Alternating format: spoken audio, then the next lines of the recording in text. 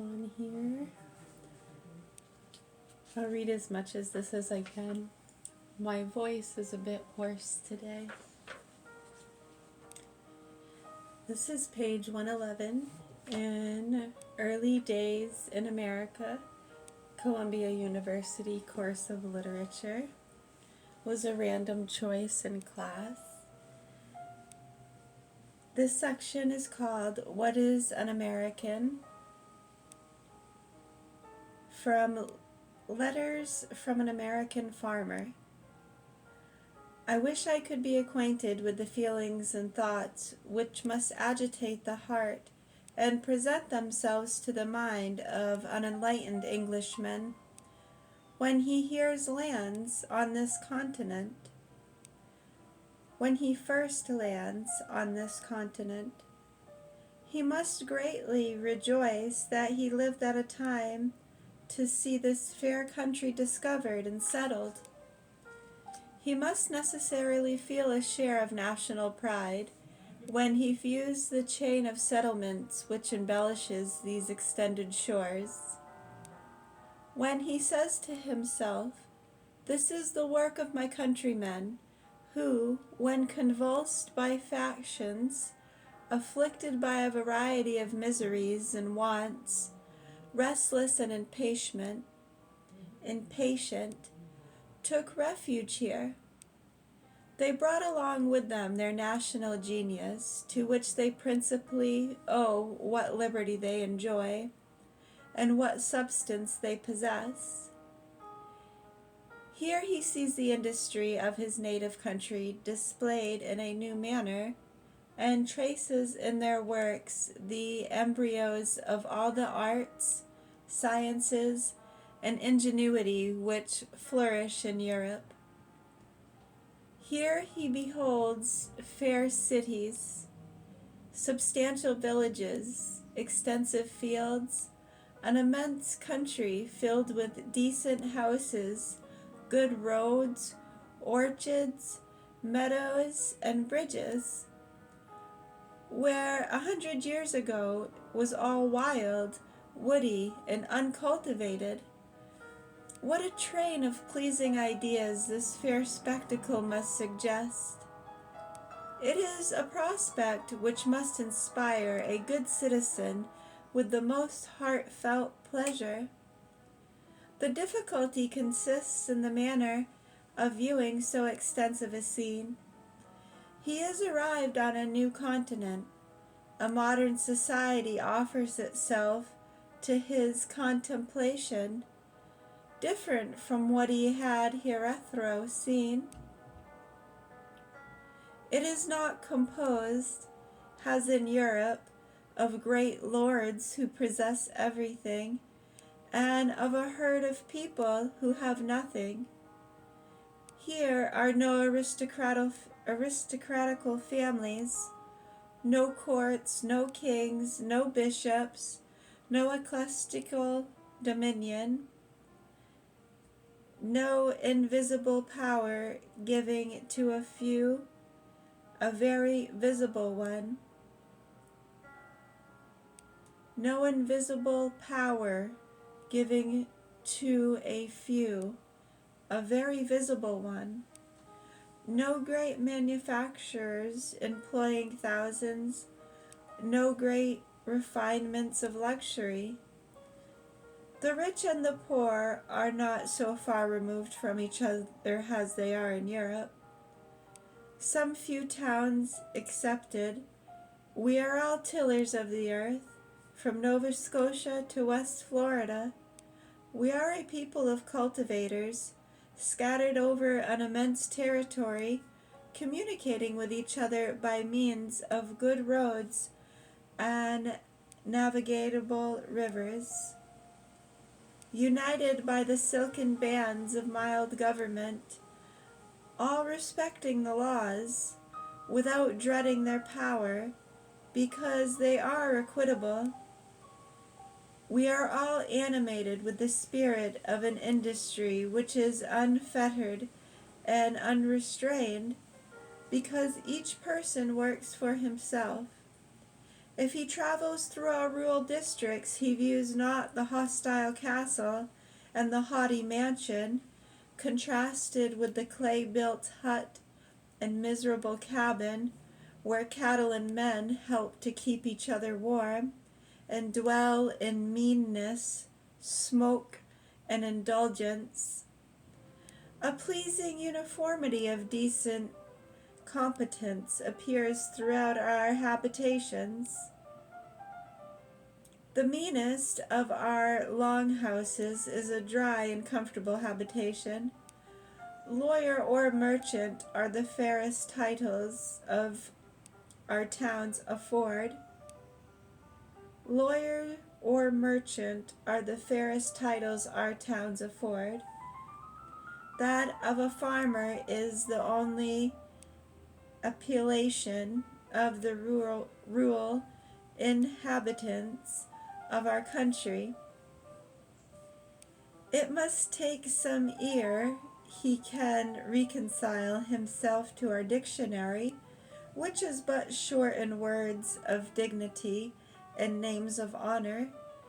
There, on a Sunday, he sees a congregation of respectable farmers and their wives, all clad in neat homespun, well mounted, or riding in their own humble wagons.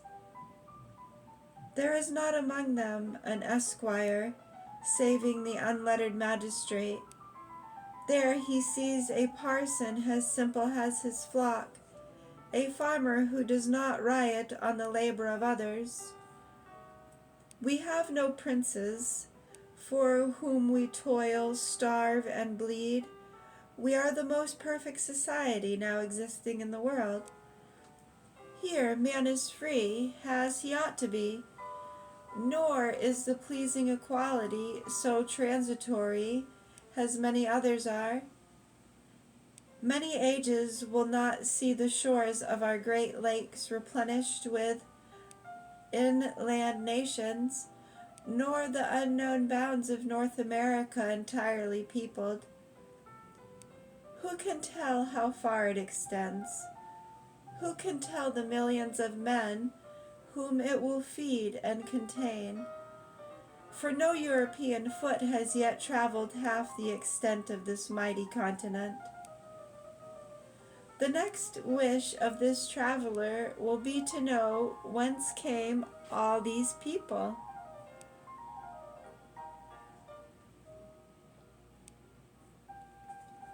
They are a mixture of English, Scotch, Irish, French, Dutch, Germans, and Swedes. From this promiscuous breed, that race now called Americans have arisen. The eastern provinces must indeed be accepted as being the unmixed descendants of Englishmen. I have heard many wish that they have been more intermixed also. For my part, I am no wisher, and think it much better as it has happened. They exhibit a most conspicuous figure in this great and variegated picture. They too enter for a great share in the pleasing perspective displayed in these 13 provinces. I know it is fashionable to reflect on them, but I must respect them for what they have done, for the accuracy and wisdom with which they have settled their territory, for the decency of their manners with which they have settled their territory, for the decency of their manners, for their early love of letters, their ancient college,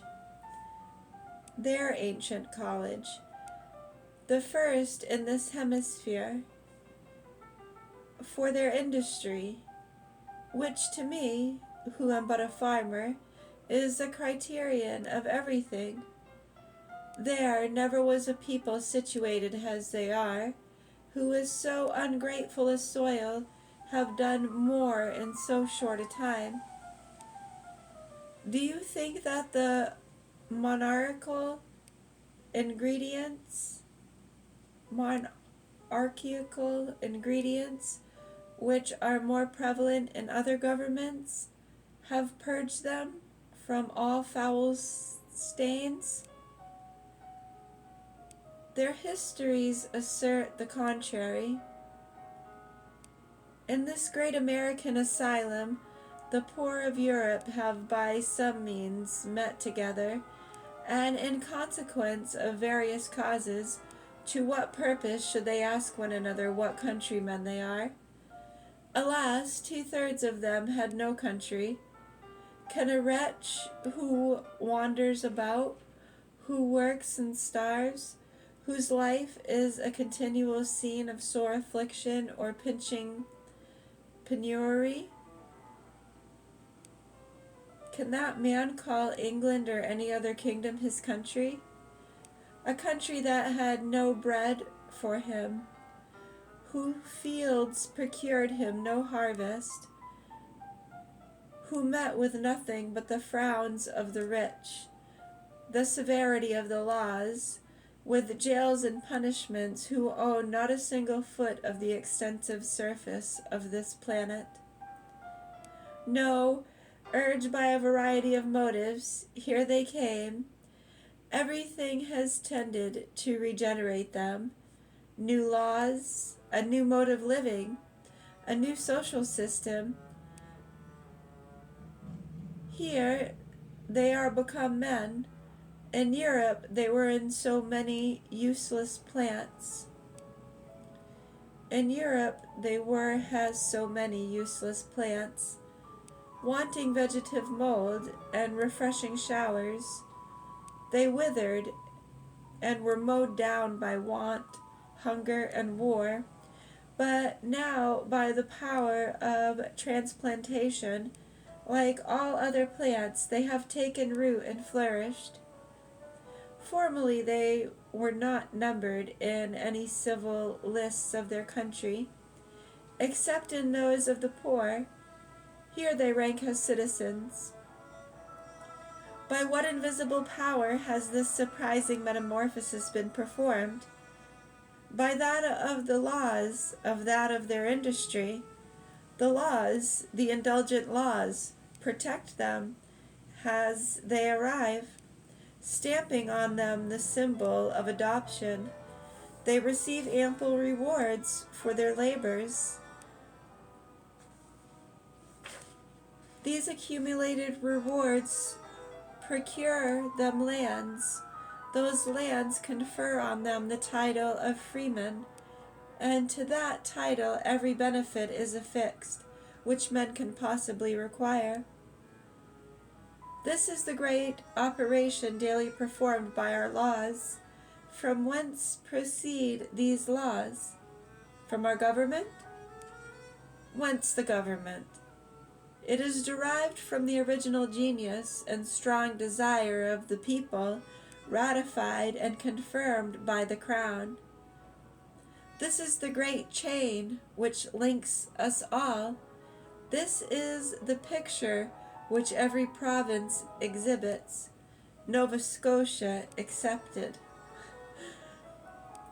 There the crown has done all. Either there were no people who had genius, or it was not much attended to. The consequence is that the province is very thinly inhabited indeed. The power of the crown in conjunction with the mosquitoes has prevented men from settling there. Yet some parts of it flourished once, and it contained a mild, harmless set of people. But for the fault of a few leaders, the whole were banished. The greatest political error the crown ever committed in America was to cut off men from a country which wanted nothing but men. We'll pause there on page 114. My voice is getting tired. You're welcome. Good. Good. Okay, thank you.